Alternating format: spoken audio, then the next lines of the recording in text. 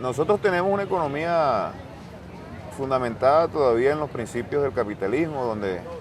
predomina el rentismo, una economía petrolera con escasísima capacidad productiva, vive de una renta que se reparte internacionalmente y que entra al país, y por supuesto eso ha potenciado mucho el negocio financiero y el negocio especulativo que ya es típico del capitalismo. Entonces todas estas empresas financieras como bancos y casas de bolsa se han dedicado a estafar a la nación, a estafar al público y por supuesto a colocar los recursos en negocios sumamente riesgosos e incluso tomar ese dinero para hacer inversiones que tienen un propósito y un interés individual. Para ello han apelado a negocios absolutamente fraudulentos sobre la base de empresas incluso inexistentes. Una estafa descarada como pocas podemos ver en el mundo, y ahora se ha develado todo esto con motivo de una especulación cambiaria que llevó a un dólar paralelo al mercado o al dólar controlado, al mercado controlado, que lo llevó a niveles exorbitantes. Pues bien, se inició una investigación y se pudo comprobar que estas casas de bolsa, incluso también algunos bancos, sacaban dinero del país, utilizaban empresas fantasmas para realizar cualquier tipo de operaciones, realizaban operaciones de compra y venta que no existían, solamente para potenciar la demanda sobre el dólar y elevar el precio del dólar, traer ellos dólares que tenían en el exterior y venderlos con un diferencial exorbitante. Es una economía de casino donde participan grupos delictivos y eso se ha venido develando y han caído algunos peces gordos, y ahora en este momento estamos observando la reacción de los grupos poderosos que tienen intereses muy importantes y son parte de este negocio. A partir de allí se ha recrudecido, no se ha iniciado, se ha recrudecido una guerra económica que data ya del mismo inicio en el cual Chávez llegó al poder.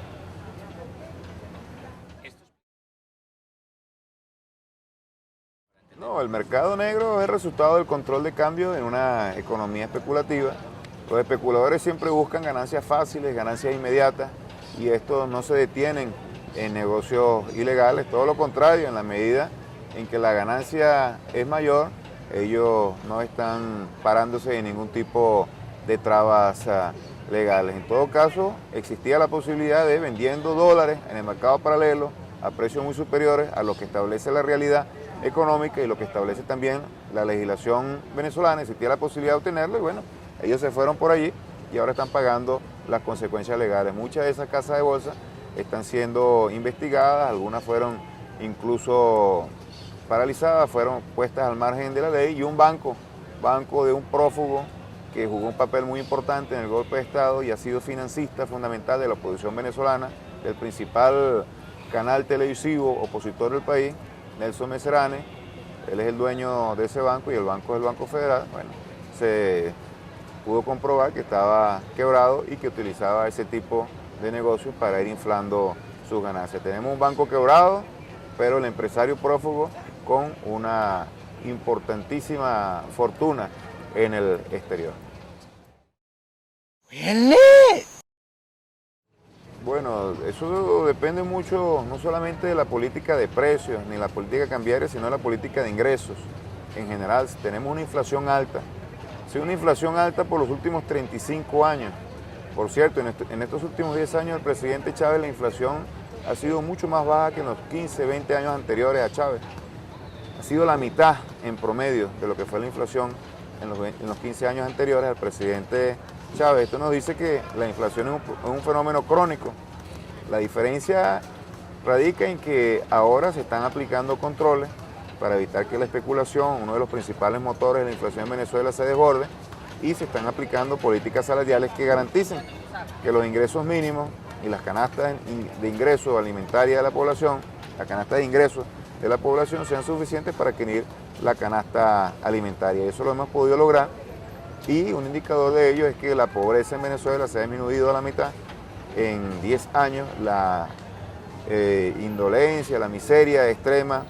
también se ha rebajado en 2/3 partes, y los niveles de alimentación, los niveles de nutrición se han mejorado sustancialmente. Entonces tenemos una política de ingresos que garantiza que el salario mínimo siempre está por encima de la canasta alimentaria, y tenemos también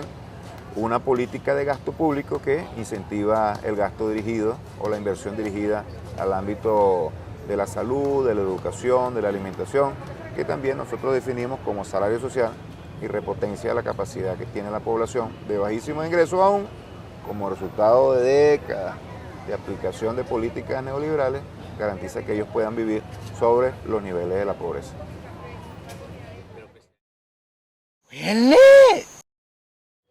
Sí, aquí los grupos económicos dominan todavía buena parte de la economía nacional. El 80% de nuestra economía es privada y los grandes grupos económicos están agrupados en un gremio de empresarios que se llama Fedecámara, que hay que recordar que de allí fue que salió el dictador por 48 horas en el momento que fue derrocado el presidente Chávez, y ellos no han dejado de aprovechar ninguna oportunidad para arremeter en contra del gobierno, desarrollar una verdadera guerra económica. Parte de esa guerra económica es el acaparamiento. Todavía ellos dominan parte importante de los mecanismos de distribución de alimentos. Ellos pueden acaparar con los fines de la especulación para colocar esos productos después a precios muy superiores a los que están establecidos. También están jugando con el dólar paralelo, jugaron con el dólar paralelo antes de que ese mercado fuese intervenido. Hay otras formas que tienen que ver con la abstinencia inversionista para tratar de potenciar o profundizar la recesión económica, pero esos son elementos que están muy vinculados a la transición, donde hay una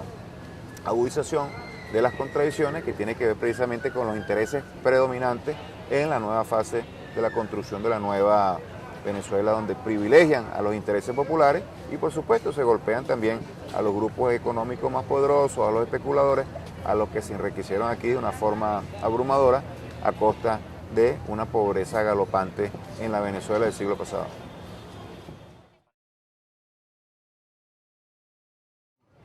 La UNASUR es uno de los proyectos más ambiciosos de integración. Nosotros estamos retomando las banderas integracionistas de nuestro Libertador, estamos encarnando en la política nacional aquel legado de unir a nuestros países para poder afrontar los retos de la globalización y sobre todo para construir un polo de contrapoder al imperialismo. Entonces, en el marco de la UNASUR se está realizando, se está diseñando todo un marco de integración institucional, económico, financiero, que verdaderamente auspicia la posibilidad de que nuestros pueblos se integren en un solo bloque de poder. El sucre es una moneda en su fase incipiente que por los momentos sirve para el intercambio comercial de los países que componen el ALBA. Un grupo de países que componen el ALBA, hasta ahora se han realizado pocas operaciones y por el momento se trata de una moneda contable. De cara al futuro nosotros aspiramos a que esta moneda sirva de contrapeso, sirva de alternativa al dólar, pueda expandir la capacidad de comercio o de desarrollo comercial entre nuestros pueblos sin que exista la necesidad de disponer de dólares, una divisa que no solamente es inestable, sino muy escasa en nuestra región, de tal manera que la integración tiene un componente monetario y eso se expresa en estos momentos en el sucre. El ALBA es un modelo de integración como muchos otros existen en la región, pero que tiene un componente social muy importante, va más allá de los tradicionales parámetros financieros y comerciales para involucrar aspectos sociales de gran importancia. Cuando hablamos del ALBA no hablamos sencillamente de la integración comercial, financiera y ni siquiera de los gobiernos, sino una integración de los pueblos, donde todos los beneficios de la configuración de un bloque económico le llegue verdaderamente a los más necesitados, que son los pueblos de nuestra América.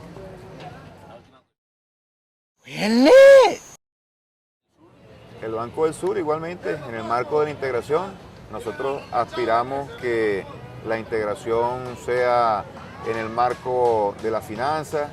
Ha existido una tremenda inestabilidad financiera en el marco de la globalización, crisis financieras que han verdaderamente hecho estragos en nuestra región. Nosotros aspiramos a que exista un banco que pueda estabilizar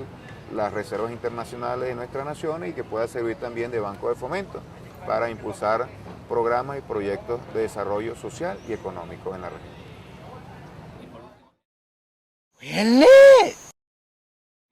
Bueno, el gran reto de la transición al socialismo es que el pueblo se organice, que exista un partido de vanguardia, que tenga un programa de acción muy claro y que pueda impulsar el cambio radical. Y eso significa que no existan poderosos que puedan usurpar el poder, sino que el mismo pueblo se organice y garantice que se pueda desarrollar una verdadera democracia, una verdadera socialización de la riqueza, una verdadera cultura que le permita al pueblo participar crecientemente y que todas las decisiones estratégicas en el futuro de nuestra patria sean el resultado de la voluntad popular. De eso se trata la transición, de garantizar que existan esos cambios y que surjan nuevos esquemas donde el poder se ejerza a partir de las bases populares.